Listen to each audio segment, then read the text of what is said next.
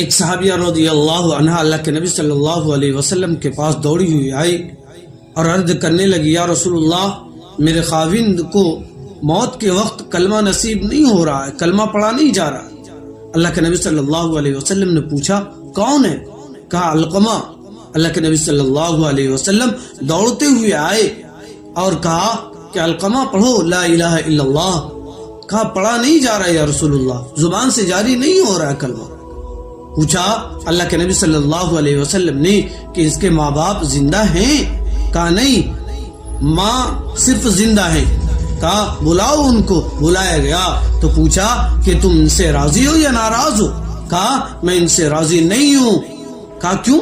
کہا کہ میرا بچہ تو بڑا نیک ہے، تہجد گزار ہے، نماز پڑھتا ہے، روزے رکھتا ہے، لیکن میرے ساتھ بدزبانی کرتا ہے، میرے ساتھ بدتمیزیاں کرتا ہے، اس لیے میں اس سے ناراض ہوں۔ اللہ کے نبی صلی اللہ علیہ وسلم نے کہا اسے معاف کر دو۔ کیا کہا؟ اسے معاف کر دو۔ وہ صحابیہ کہنے لگی، یا رسول اللہ میں اسے معاف نہیں کروں گا۔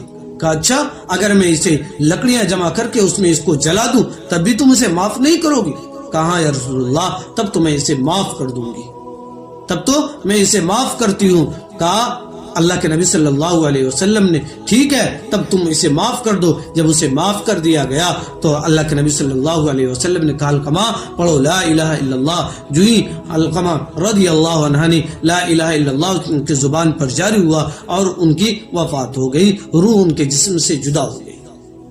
اللہ کے نبی صلی اللہ علیہ وسلم اس کے جنازے میں بھی شریک ہوئے اور ان کا کفن دفن میں بھی شریک ہو کر اور جنازے میں بھی شریک ہو کر ان کو مٹی دے کر وہاں سے واپس ہونے لگے تو صحابہ سے اعلان کیا، اے میرے صحابہ، جانتے ہو جن کے ماں باپ دنیا میں ناراض ہوتے ہیں اللہ کی اس پر لعنت ہوتی ہے، فرشتوں کی اس پر لعنت ہوتی ہے اور زمین آسمان کی بھی اس پر لعنت ہوتی ہے۔ جانتے ہو جن کے ماں باپ دنیا میں ناراض ہوتے ہیں نہ ان کی نمازیں قبول ہوتی ہے، نہ ان کے روزے قبول ہوتے ہیں، نہ ان کے صدقات و خیرات قبول ہوتے، کچھ بھی قبول نہیں ہوتے۔ اس لیے دنیا میں ماں باپ کو ناراض نہیں کرنی چاہیے انسان۔